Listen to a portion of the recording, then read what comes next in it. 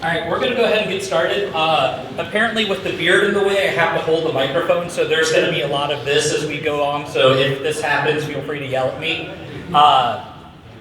Cool, so today we're going to talk about debugging burnout. This is a completely selfish talk, and I'm going to be very transparent about it. This is something that I have been facing a lot in the last year or so, realistically since COVID, and I realized that the best way for me to learn something is to teach it. So this is entirely selfish of something I wanted to get better at, and so what we're going to be talking about today is a lot of things that both resonated with me, some anecdotes along my journey, but a lot of this has been refined through conversations with friends over more beers than I care to admit, a lot of bourbon, and plenty of conversations with my therapist as well. So trying to abstract this into something that has some tools and some takeaways for you all as well. So we're going to dive right in. I said I'm very selfish about this talk, so who am I? I'm Samuel Shaw. Recently got married. I do Cody stuffs over at Cover My Meds. What else do I do? I like fighty sports, I like bourbon, and I have a dog.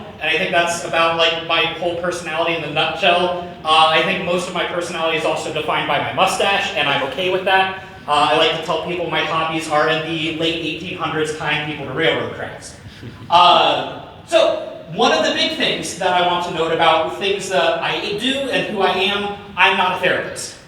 None of this is professional, like therapeutic session or anything like that. I am not qualified. That is a licensure process, and I do not want to take away from the amount of effort that goes into becoming a therapist. What I'm sharing with you are things that have resonated with me, conversations with my therapist, anecdotes along the way. This does not constitute as a medical professional's opinion on it. This is a developer sharing their story. So with that, let's dive right in. To talk about burnout, we want to be able to have a shared understanding of what burnout actually is. And so there's a lot of talk around the symptoms of burnout where everyone just feels burnt out. But we want to start to quantify why, start to quantify the how, the language behind it, and really dive into the nuts and bolts of it. So let's start to come to an understanding. We've got the ICD-10 code. So this is the International Center for Diseases, and their 10th iteration of their list of diseases actually included burnout, which, yay, we're getting attention with this. They define burnout by the symptoms of physical and emotional exhausted state. It's a start. We're feeling it, like we understand that like that is a part of just like lethargy, I'm not feeling it, I'm burnt out. Okay, this encompasses it. In their 11th edition, which came out in 2021, but please don't quote me on that because I don't remember that off the top of my head, they defined workplace burnout. And workplace burnout, very similarly, feelings of energy depletion or exhaustion, increased mental distance from one's job or feelings, blah, blah, blah, blah. We can all read what's on the slide here. The common thread with this is the workplace. In any conversation around burnout, there's going to be something that comes up, the Maslow burnout inventory. I am probably butchering that name, and I'm okay with it. This started in the, when was it? The 1981, I think was the first time that it came out. And the word burnout first started to show up in the patient care industry. Nurses, doctors, that realm is where burnout started. Makes sense. My wife was an ER nurse, and I can tell you firsthand, COVID was not kind to her. There is a lot of expectations and burnout that comes along with that field. It makes sense that they're going to be leading the conversation about burnout.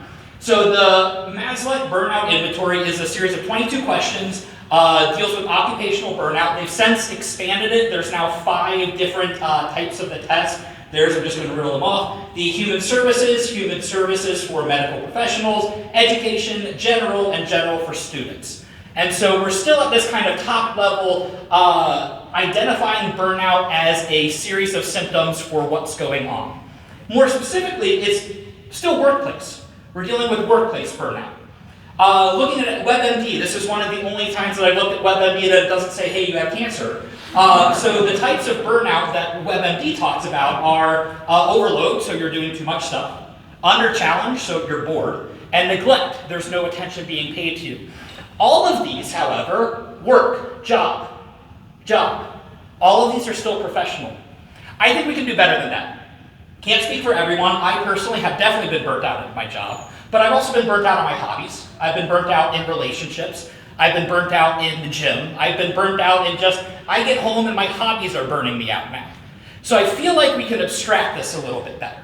So we have this concept of job burnout. We see the symptoms of lethargy, no energy, the desire to grow, whatever that might look like is just not there. So now let's take a step back and see how this can all tie together. So I'm going to propose a new definition. I'm going to say we've got three things at play here. We've got your environment, you've got your expectations that either are placed on you by others or yourself, and then you've got your energy. And so I'm specifically going to say that burnout is the imbalance of your environment with your expectations and the energy. More specifically to that, I'm going to say that energy is going to be the pool, the tension that ties that environment and the expectations together.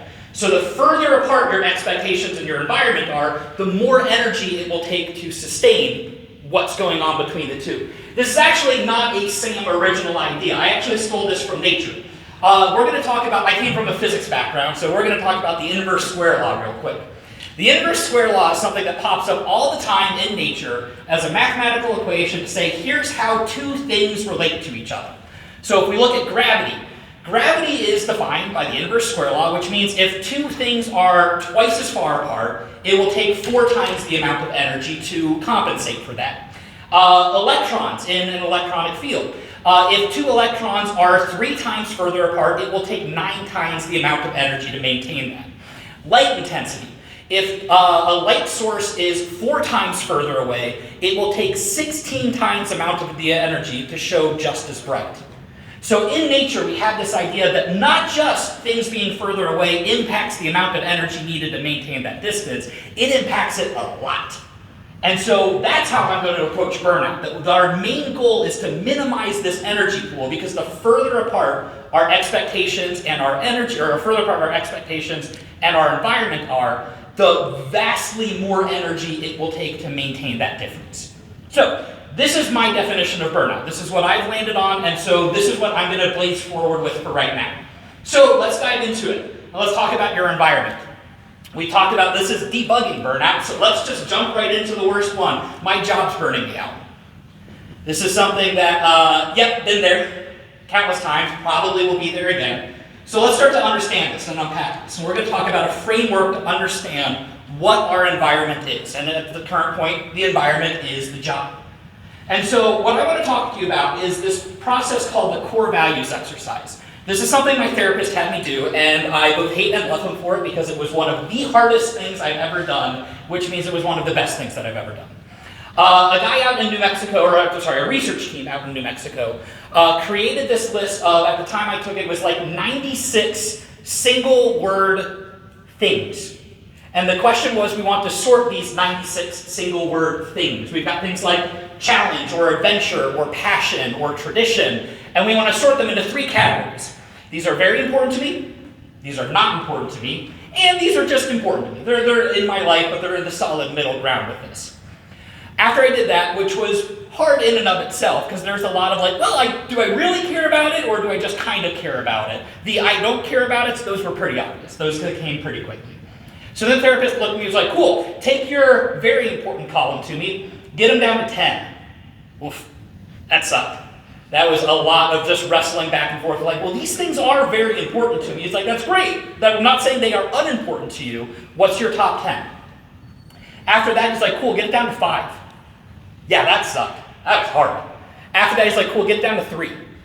That was one of the most difficult things that I've done, because I'm holding these, I'm like, both of these are me. These define who I am. He's like, I don't care, get them down to 3. And he finally pushed me down to it, and so these are a part of my results. The things that were very important to me are growth, order, and shamelessness. Growth is something that I constantly care about, growing, moving myself forward. Order, everything has a place and belongs in its place in my eyes. That may or may not be OCD talking, it is in fact. And then shamelessness, I grew up trying to avoid shame instead of doing what I wanted to do. And so now as an adult, this has started to circle back around, where the thing that is most important to me is I want to chase things I want to do instead of avoiding things I don't want to have happen. And so this is what resonated with me. Things that are important to me are like mastery, or passion. I want to be able to get good at my craft, but it doesn't define who I am. Things that are not important to me, tradition. It doesn't resonate with me. With that said, these are my results. Yours can and should look different than mine. There's 96 different things in the one that I took. I think they're up to like 100, 105 now. That is something that can and should look different. I encourage you to take it. It's a difficult journey of self-introspection, but it helps. Why does it help? That's our big question today. So we want to talk about what these core values actually mean in terms of this environment. What we've narrowed it down is I have defined at my core what my environment should look like. My environment should be a place that I can grow, a place that has order, and a place that I can chase things that I want to do, that I can be shameless with it. And so the question about your job starts not with the job, it starts with you. What resonates with you? This is not to gloss over the entire realm that there can be a toxic job, there can be some systematic things in place. I do not want to discredit those because that's a very real circumstance. But I also want to encourage you to understand why those things are toxic or doesn't resonate with you or any of that realm. Because I've seen this countless times of developer at a job, burnt out, goes to a different job, 2 months later he's burnt out in his new job. And that's a very optimistic programming approach to burnout. You're trying to copy and paste things from Stack Overflow and see what happens to work in your code. And cool, I got a solution, I don't know why it works, but PR and it's no longer my problem. He might end up finding a job that does resonate with all of his core values, but if he doesn't know what he's looking for, how can he know what to look for? So that's where the core values really come into play. Something that a mentor has constantly asked me, and I very much appreciate this, are you solving the types of problems you want to solve? The hard part of that question is knowing what types of problems you want to solve. It's an introspective question, and those are fun. So then, around your environment, around your job, you can start asking, is my environment violating my core values? If it is, that's a traumatic thing. That's something that actually, you need to call attention to that because that's something that's huge. There's anecdotal story time. I mentioned I like fighting sports. So a couple years ago, I started doing BJJ, Brazilian Jiu-Jitsu at a gym. Ton of fun, enjoyed it. I was there for about a year and a half or so, and I wasn't growing. It's something that was in no way, shape, or form a reflection of the instructor. It wasn't that he was a bad instructor. His teaching style didn't resonate with me. So after a year and a half, in my eyes, I either wasn't growing or my growth wasn't being recognized. What that means was, by me being there, I was violating one of my core values. It wasn't necessarily a malicious intent on the instructor or the system or the gym or anything like that. The system that they had in place was violating one of my core values. I had moved. I'm still attached to that gym. I still teach and I'm an instructor on a different side. Absolutely love it. But that one little sliver of it, not for me. And that's okay. And so that's something that I want to ask. Are we using a sledgehammer when we should be using a scalpel?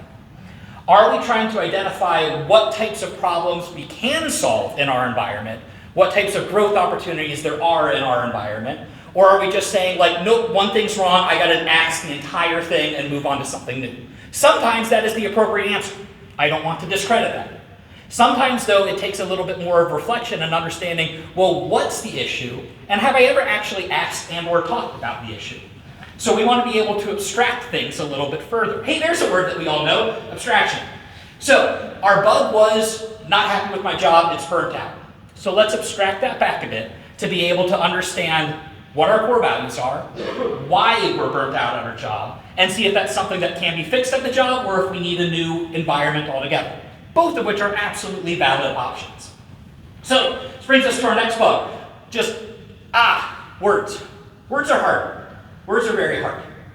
And so if we want to be able to properly grow and deal with burnout, the first thing that we did is we had to come to a shared understanding of what burnout is.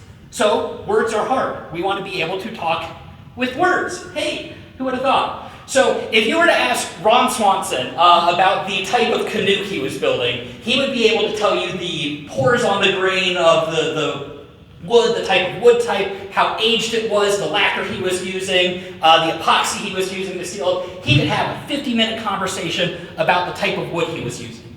If you were to ask a bourbon podcaster about the bourbon that he tried, he'd be able to tell you, oh, on the nose it had flavors of banana and oat, and then it was a medium to full body, and it had that Kentucky honey, a whole bunch of words that go along with this. If you were to ask the senior or lead developer what his favorite JavaScript library was, or ask him if he likes underscore or Lodash better, there's an entire conversation around the nuances, the ups and downs of which one actually works a little bit better. So now here's a new question for you. How are you doing today? Good? Okay. So we're going to talk about developing this language to talk about burnout, to talk about our emotions and our feelings. And I know very big, scary words. So there's a book called Permission to Feel, written by Mark Brackett. Really like the book. What he goes on to talk about is from an early age, we are developing these languages around skill sets, these languages around tools, around things that we want to do, that we want to use, and we never develop that around emotion.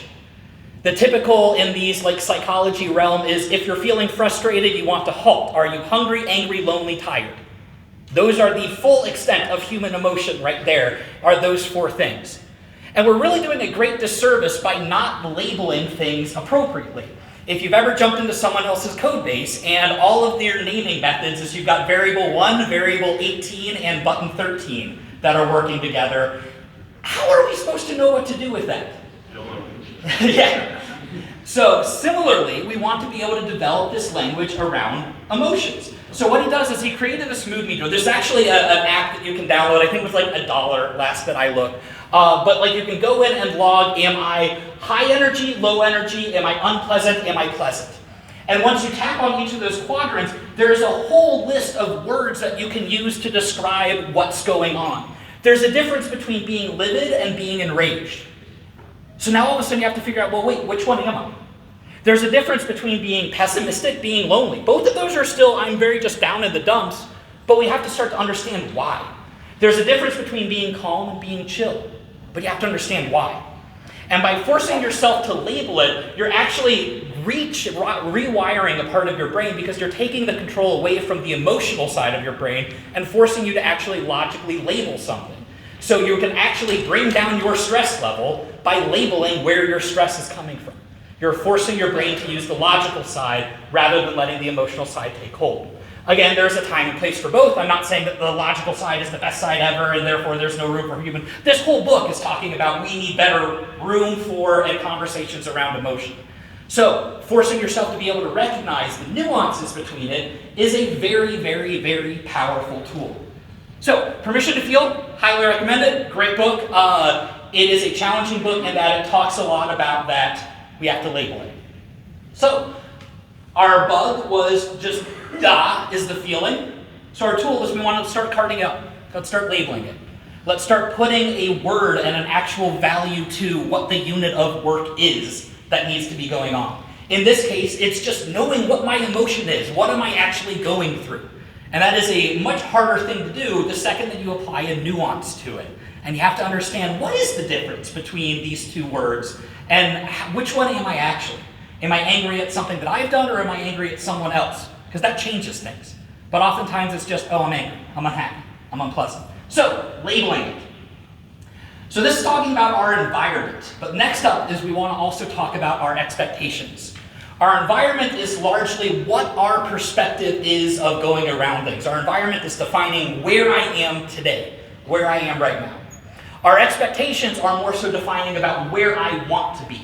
And so the question is, are you where you want to be? There's an easy question that I'm sure is absolutely perfectly fine. So cool, bug, I don't know where I want to be. This is one of the constant things that I've learned. So in the self-defense side of things that I coach as well, in my training there, one of the things that very much resonated with me is we're never telling people what to not do. Don't do this, don't do this, don't do this. Give them something to focus on.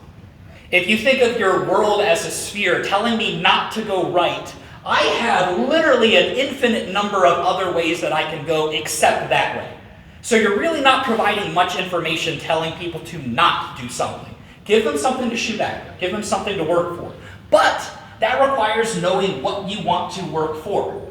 Oftentimes with burnout, it's I'm not happy where I am. That's great to be able to call that out, but you have to be able to know what can change that. That's not an easy answer. It's not an easy question to get an answer for. So let's start answering where do I want to be? So we want to talk about goal setting. We're going to talk a couple different techniques that go along with figuring out where I want to be and how to get there. So starting with goal setting.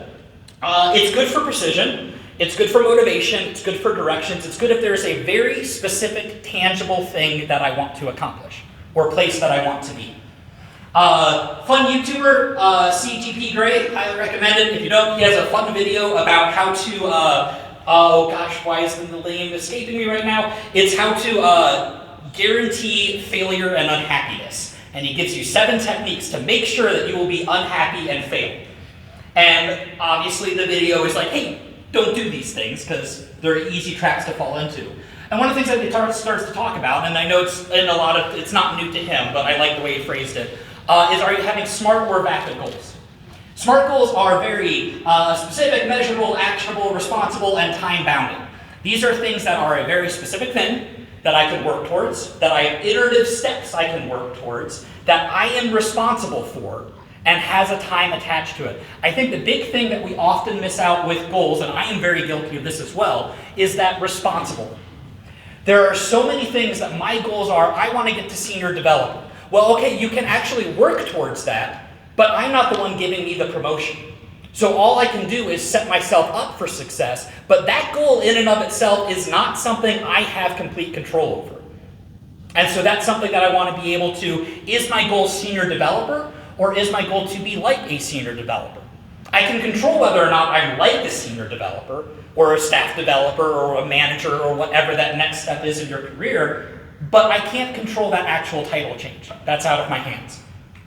So understanding what those goals actually translate to. Or are your goals vapid? Are they vague, amorphous, pie in the sky? Like, you know what, I want to run the company 3 years from now. Yeah, that's going to be something that, well, what do you mean by running the company? Do you want to just be at the C-level suite? Do you want to actually be running your own company, the current company? It's very amorphous. It's very like just overextending. That might be a very valid goal. If you change that to, I want to be running my own company in 3 years. Because then that is something that I have control over, or at least a little more control over. So this goes back to words matter. And we want to be able to start to talk about, are your goals something that you have control over? Fun example, so I'm half Ukrainian, and I've been working with some friends and some tutors that are in the Ukraine to just relearn the language and stuff like that. One of my friends over there, her goal in 2022 was to change jobs. And then a literal war started. Kind of hard to chase that goal that comes along with it. Very valid goal, had actionable steps that she could work towards, but life got in the way. So we're going to revisit that in just a second because I forgot one little clip forward here. And so we're going to talk about the difference between routines and habits. So to the Ukrainian point, the question about whether or not the goal is there, is this something that is a habit that can be worked towards, or is this something that a routine needs to be developed? There's a subtle difference between the two. A routine is it's the same queue of actions that happens every single time. And a habit is just an autopilot kickoff for those. So routine is every morning I'm going to get up, I'm going to brush my teeth, I'm going to take a shower, I'm going to put on clothes, and then I'm going to walk the dogs, and then I'm going to go to the gym. I wish I was going to. Then I'm going to go to work. I tell myself I'm going to the gym. That doesn't really happen. But okay, so that is something that the second that I started, that routine is on autopilot. That means it's a habit. If I have to think about it, which is, hey, it is 4:30, it is time for me to start to close down my meetings and wrap up my day, I wish, then it would be something that would start to be a routine because I'm kicking that off. It's taking this logical effort to kick off this set of actions each time. So to build habits, you need to do routines long enough that they become autopilot. So to build a habit, you start with the routine. You don't just 1, 2, 3 habit and you're good. So to build these goals, to actually work towards them, you want to find these iterative chunks that you can build routines around, and then you want to be consistent with those routines. And then eventually, they can start to become a habit. So, goal for this is we want to look at breakpoints. So we want to pause and look, what are your goals? What are your working points? Are the words that you are wrapping around your goals lining up with the actual thing that you want to achieve? So then that brings us to the whole Ukrainian story, which means the bug is when I try to make changes, life keeps getting in the way. Totally thought this was like 2 slides ago when I started that story. Whoops. So if this is our bug, life keeps getting in the way, there are things that very obviously are out of our control that just pop up and happen. Who saw COVID coming? If anything, I was in 3 years of 2020 vision corporate meetings because everyone wanted to use that same pun for their entire corporate wraparound for everything, and then COVID happened. Nobody saw that coming. So we want to figure out how do we have our goals written and constructed in a way that allow for life to happen. So we're going to talk about the concept of themes. This is something that is good for grace, it's good for life changes, it's good for growth. This is also something that I completely ripped from CGP Grey, and I will give him all the credit for it. These are intentionally vague.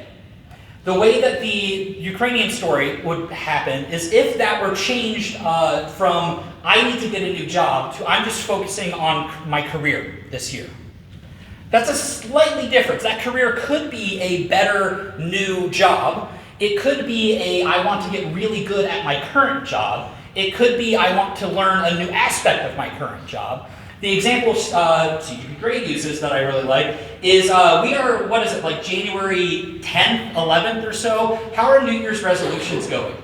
We're like a week and a half in. Not great for me.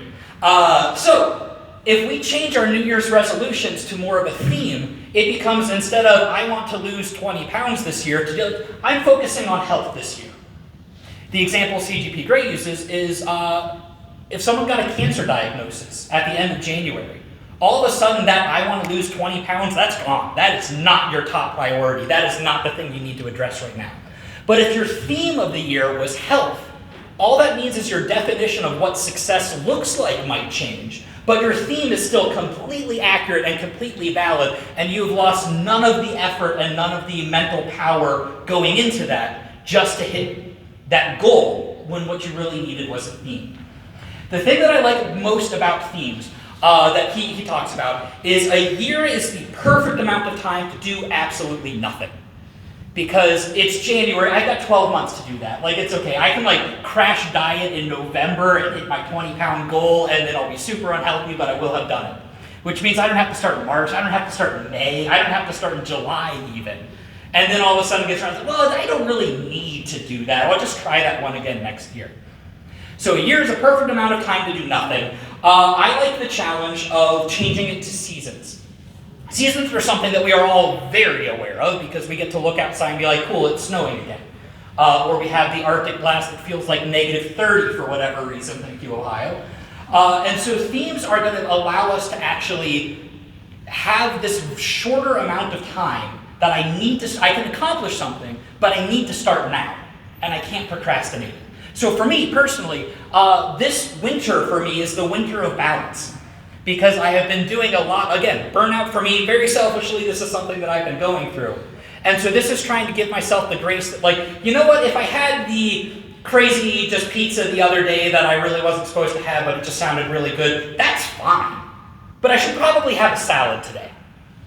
You know what, I skipped the gym yesterday to go to happy hour, and I just am not feeling it today, but I should probably go to the gym today because I already cashed that in yesterday.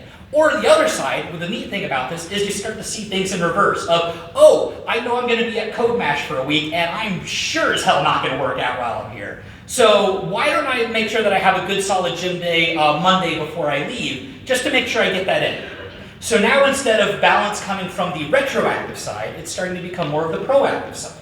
Because I'm not being strict with myself, it's just I'm focusing on it. I'm starting to see more opportunities around balance. The fun thing about themes and about this whole conversation is it deals with what resonates with you. Balance is what resonates with me. Can and should look different for everyone in this room. Resonance is a physics phenomenon that I absolutely love because the entire point of resonance is it is defined by the object being resonated. Which means it doesn't matter what made sense for me. Doesn't matter what clicked for me. It matters what made sense for you, what clicks for you, what your own journey looks like. And so that's why resonance is something that is super important for it. So the bug is we've got a lot of life getting in the way. So we want to talk about our tool is we want to be able to deal with these estimations in a meaningful way. We want to have our life and our themes or goals or whatever that might be in a way that makes sense for the amount of time for what I want to accomplish. So, estimations, super important. Next bug, I'm tired of failing.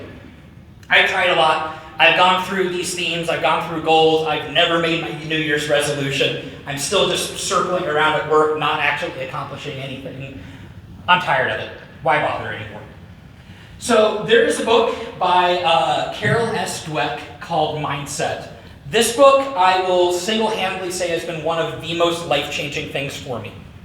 If there is one takeaway that I encourage you to go explore, it's this book. She goes on this journey of talking about the difference between a fixed mindset and a growth mindset. And the whole book is talking around how, even from an early childhood, this is something that these two mindsets start to become apparent.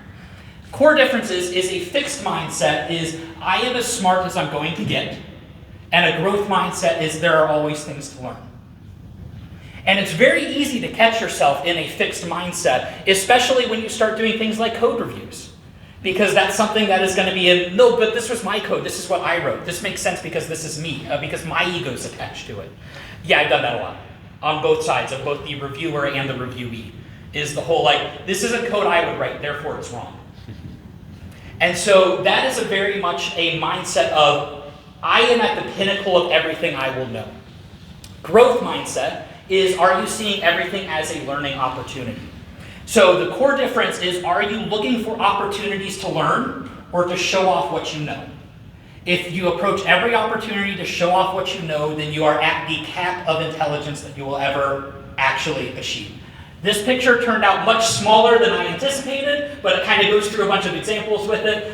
Growth mindset is approaching everything as an opportunity to learn. So I want to actually see each situation that I go through as, what can I pull away, how can I get a little bit better with this? One of the things that absolutely helped me challenge this entire mindset was the idea of starting to see my life and everything that I do in terms of iterations. The project isn't done, just time was called. And being able to say, this isn't necessarily a finished product, but this is the best work I can deliver right now under the constraints. If given more time, I would probably change things. What was I think it was Thomas Edison, if given more time, I would have written a shorter letter. Everything is an iteration, and I want to be able to whittle things down and improve and constantly work on what the next iteration might be. The fun part about this is I started seeing that in conversations as well.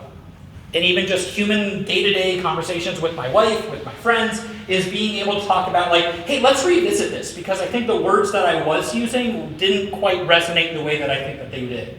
And let's revisit this and iterate on this conversation. There's something that my therapist, word that my therapist taught me that I absolutely love called dialogical. Dialogical is the process of using dialogue to come to a shared understanding. And that is something that is very nuanced and difficult to do, because it requires not just you be a good communicator, but you have to be a good listener as well. And not just you, it is a shared sport where you want to be able to actually understand what the other person's going through and how that reflects and works back towards me. You want to be able to keep drilling down to, what is the misunderstanding? And how do we actually attack the misunderstanding instead of the symptoms of the misunderstanding, which is how we're interacting with each other. So that is seeing every conversation as an opportunity to grow, as to gain this more understanding that I previously did not have. I am not great at it by any means, in any way, shape, or form. This is not me presenting as cool, I figured it all out, this is a silver bullet. No, not in any way, shape, or form. This is something that I'm very much still working on. But it's that idea of constantly drilling down and understanding the why. Why is this misunderstanding happening? Okay, why was that one happening? Well, what words were used? Drilling down. This is something that we've done before. It's called a root cause analysis.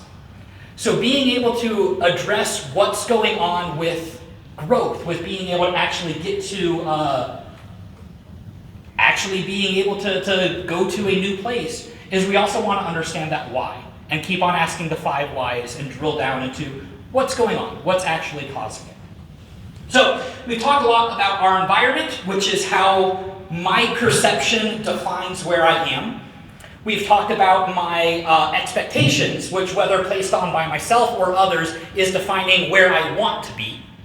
And so now let's talk about the energy pool, which is the way to maintain that difference, which we talked about. The further apart that my environment is from my expectations, the more energy it will take to actually sustain that difference. So, very important piece of the puzzle. How many people have ever taken a vacation and gotten back and on day 1 you're immediately burnt out again?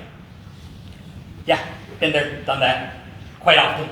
And so that's something that now energy is worth investing in, but without understanding where those 2 pillars are of your expectations and your environment, it's something that you can't fully optimize. So let's start talking about that. Brother, the world sucks, why bother? Cool, good talk. I'm here. Not going to use any of this, I'm out. So let's figure that out. There's something, a course that I took, it's free online by Coursera, highly recommended. It's the Science of Well-Being. It actually goes into a very detailed psychology paper, published PhD aspect of what's the science behind feeling good about yourself? Because especially at Yale, I wasn't at Yale, I have no idea. I imagine at Yale is a very cutthroat environment where it's easy to feel like why am I here? It's the imposter syndrome that's setting in. So we want to talk about what the science is to actually behind what makes this make sense. So specifically, Science of Well-Being distills down to one main takeaway for me, and that was gratitude. Being able to actually stop and focus on what you're thankful for. Not an easy thing to do. We as humans are remarkably good about remembering things that are bad that have happened to us. It's kind of a built-in feature where it's something that we want to learn what to avoid because, hey, that could be something that was harmful or something like that causes detriment to me. I want to avoid that. We are very bad about remembering what's good. So what this challenge is, or what this talk on gratitude goes on about, is to start to measure what the change is between starting to focus on the good versus the bad. So there are going to be 2 studies that we talk about. The first one is this study by Emmons and McCullough. And so what they did is they had a series of 6 questions, graded 1 through 7, of strongly disagree to strongly agree. And it was measuring how do you do? And it's things like, I have so much in life which to be thankful for. Or, as I get older, I find myself more able to appreciate people, events, and situations that have been a part of my life history. Little things, and it's just 6 questions graded 1 through 7. And then they're going to start to ask people to change their habits as a scientific study. So they've got 3 different groups. Your control group is, I want you to write down once a week 5 things that happened. No good, no bad. I want a different group to write down 5 things once a week that were hassles in your life. Very easy to do. And I want you to write down 5, or the last group was, I want you to write down 5 things that happened in your life in the last week that you're grateful for. A little bit harder to do. And this could be a completely open-end spectrum. You could be grateful for, I had a really good cup of coffee. You could be grateful for, you know what, I actually conveniently hit every green light on the way to work. That's something worth remembering. It could be, I had a really good conversation, or I met a new friend, or whatever you want. Just little things that you're grateful for. Again, what resonates with you. What they found is that life as a whole went up about a third of a point from writing down once a week 5 things you're grateful for. They found out that outlook on the upcoming week also went up about a third of a point because you're focusing on what you're grateful for. They found physical symptoms, so I'm feeling down and depressed, went down by a lot. That makes sense. And then the interesting thing, they also found that on average, people who wrote down 5 things they were grateful for a week exercised 30 minutes more than those that didn't. I would have never assumed that that would be a correlation at all, but that's what the study showed. So here's what we're going to do. We're going to pause real quick, and I'm going to put 1 minute on the clock. I want everyone to take out their phone, or tablet, or notepad, or whatever, and I want you to send yourself a text, or something in some way, shape, or form, write down 3 things that have happened in the last week that you've been grateful for. We have a minute on the clock, go. And this may or may not be a convenient excuse for me to get a water break halfway through a talk.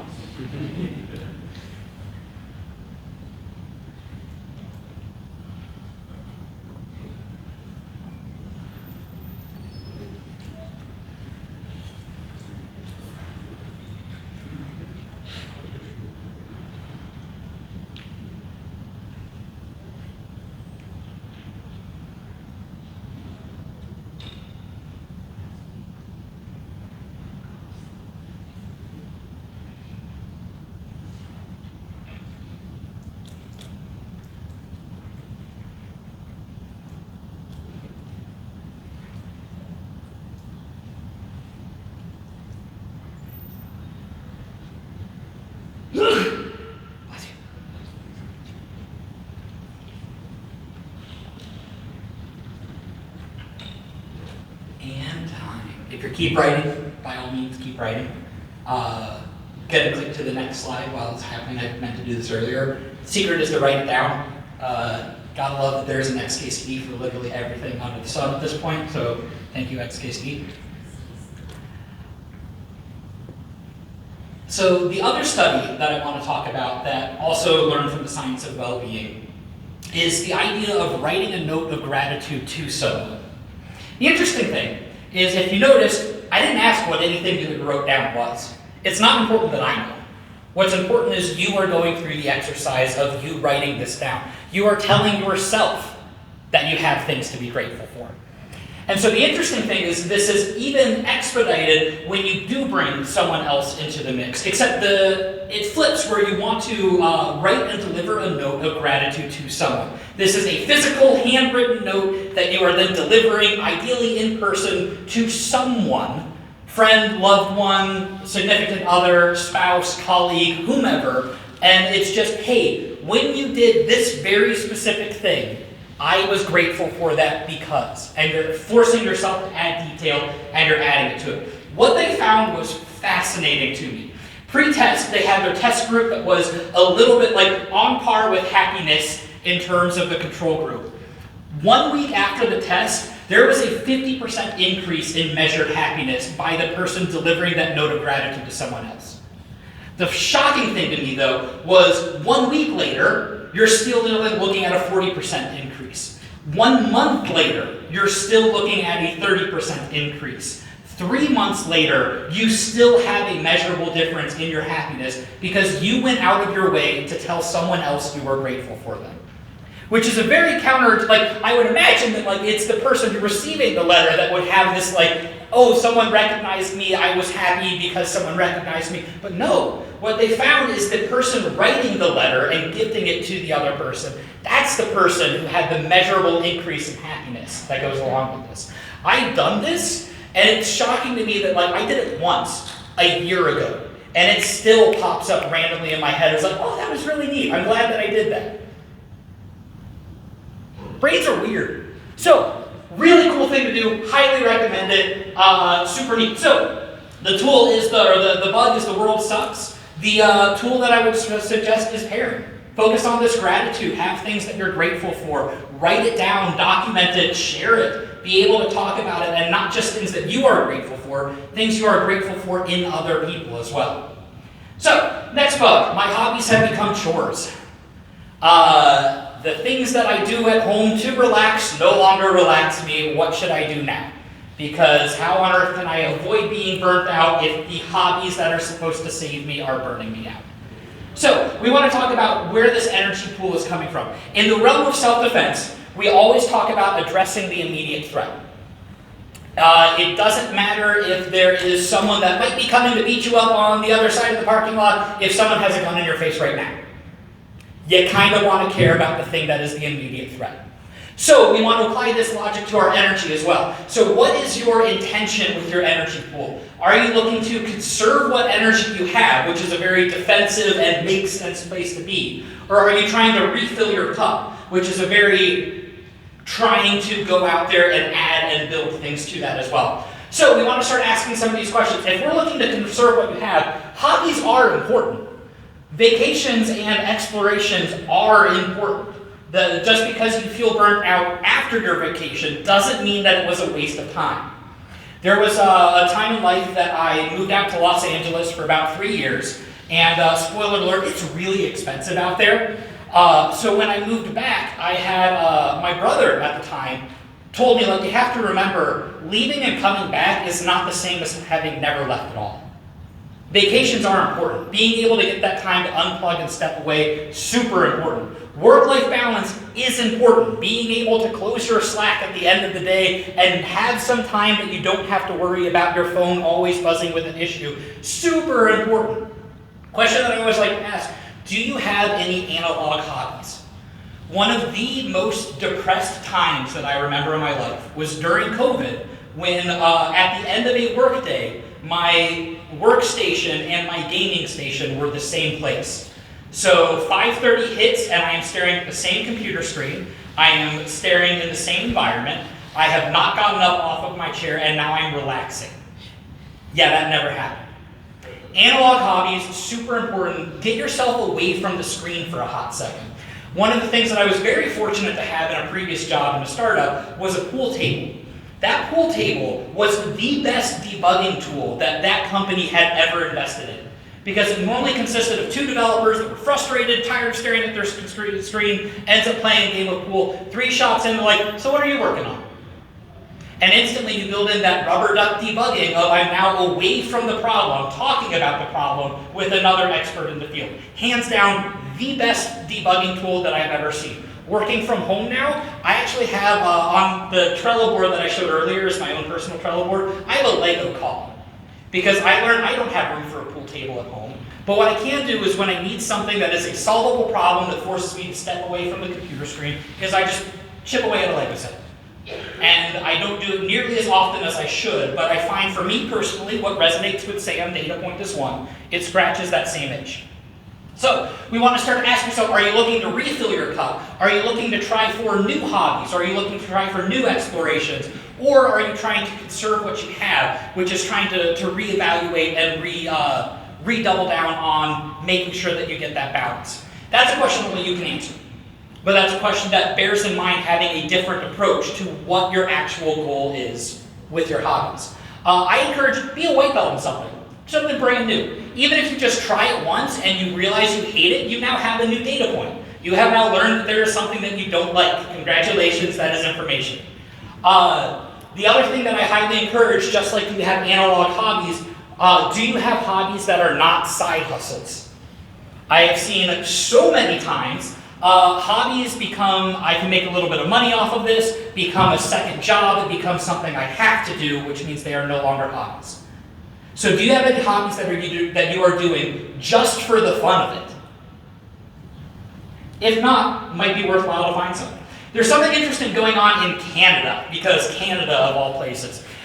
There's a study that I have linked in my sources at the end that goes into, they found that 2 hours of outside time a week spent in at least 20-minute increments has a marketable increase in decreasing depression. It helps out with things like depression and burnout and whatnot.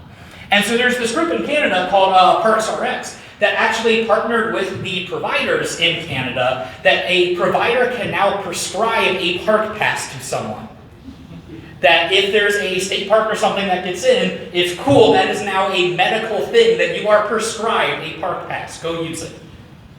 So, that's the question. Build this into your schedule. Are there times that, like, sure, it's going to be rainy and gross, winter is always harder to do that, but in the summer, go take a walk, even if it's in the middle of the day. During lunchtime, just 20 minutes, take a lap around, get some outside time, get some nature time. On your way home from work, swing by a park on the way home. Just take 10 minutes, 15, 20 minutes, just go for a quick walk, even if it's just to sit down on a picnic bench and just decompress. It helps. This is something that I found out about relatively recently, and spoiler alert, it's cold in Ohio, so I haven't really built this into my schedule yet, but I'm going to preach it as blind truth because why not? Cool, so tool, we want to retro our hobbies. We want to be able to figure out, is what we're doing still relevant, still beneficial to me? Just as we, what was the whole, in developer land, oh, we've always done it this way is never a good excuse for continuing to do something.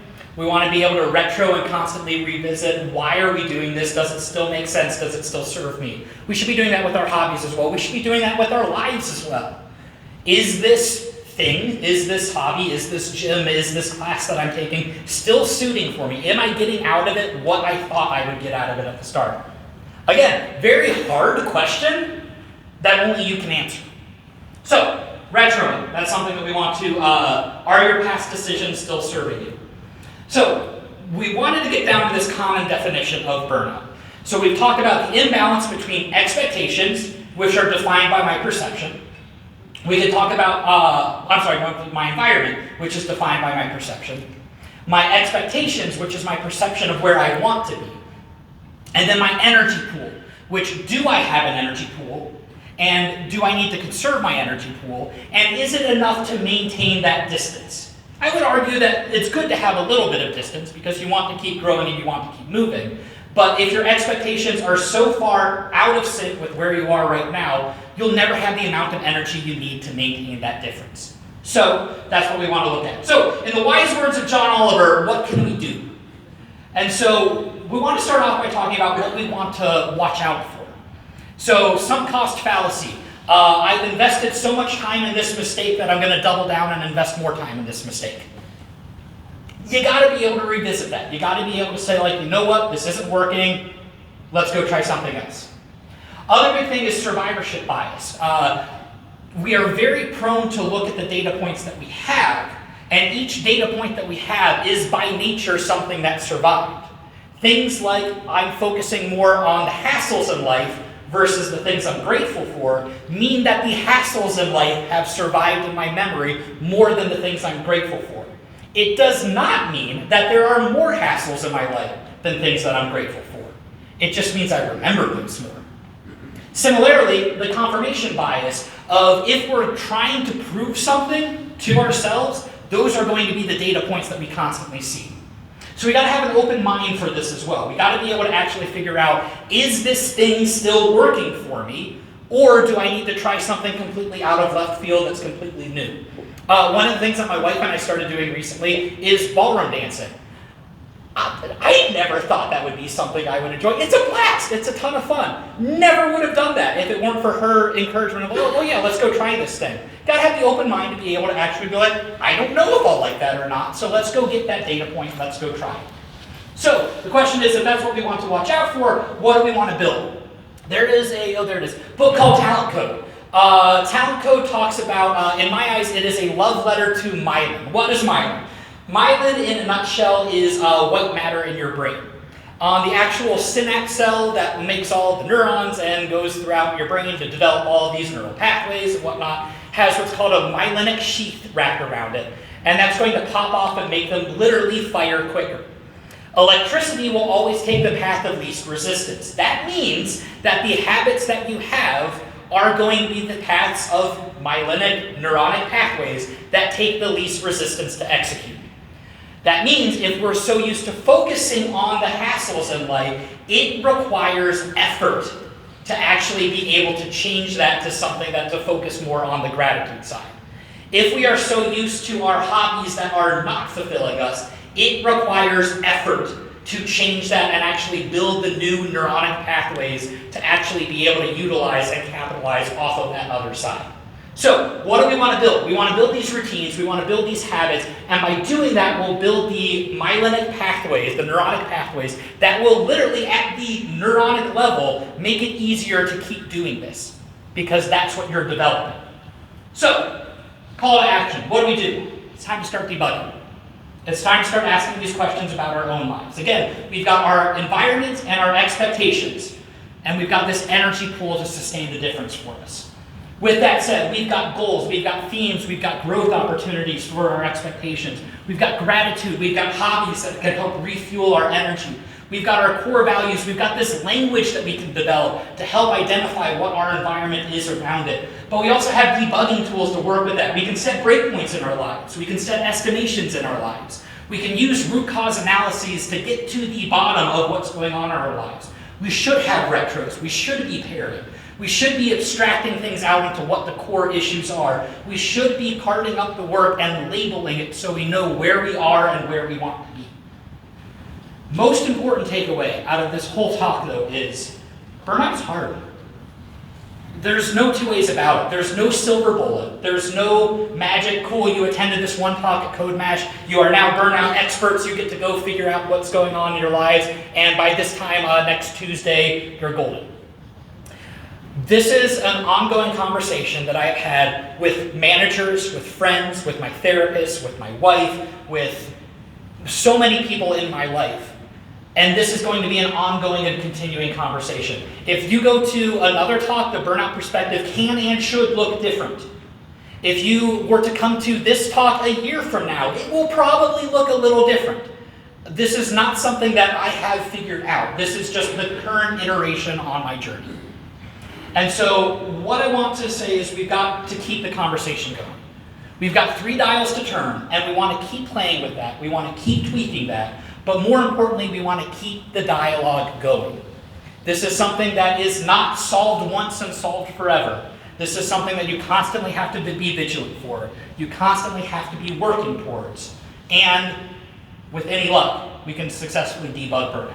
So, thank you. These are QR code to my GitHub that has a slide deck on it. All the links are clickable there, which is a lot of like the YouTube videos, the core values exercise, science of well-being, the 2 hours of nature paper. A lot of books that I recommend. I put The Martian up there just because I love it. The Martian is very much a like love language, or it's like a love letter to problem solving.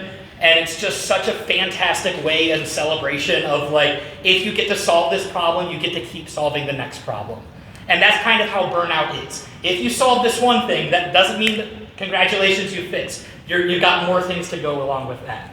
So, yeah, GitHub there if you want it. All in all, thank you very much. I've got a couple minutes for questions as well.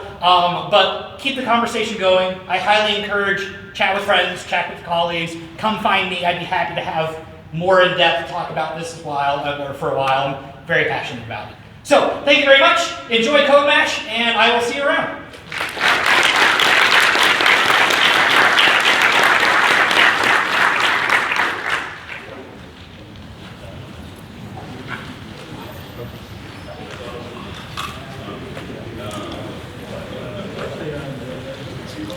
Thank you for sharing.